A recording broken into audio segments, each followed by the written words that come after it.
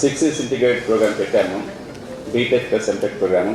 దానికి ఆయట్ ఎగ్జామినేషన్ ఈ రెండు కూడా మే 8, 9 తారీఖుల్లో కండక్ట్ చేశాము. దాని రిజల్ట్స్ని ఈ రోజున అంటే 12th మేన ఉదయం రిలీజ్ చేశాం. దీనిలో మొత్తం క్యాండిడేట్స్ చూసినట్టయితే మనకి అప్లై చేసిన వాళ్ళు 22,064 మంది అప్లై చేశారు ఈ కోర్సెస్కి. వాటిలో ఆ సెట్కి 19,363 అప్లై చేశారు.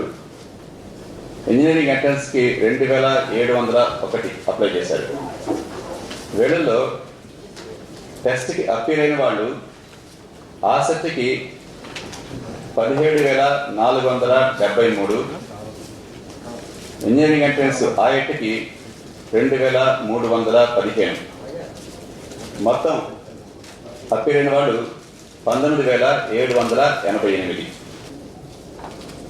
మగవాళ్ళు 10,914, ఆడవాళ్ళు 8,874 మంది ఎగ్జామినేషన్ అపీర్ అయ్యారు.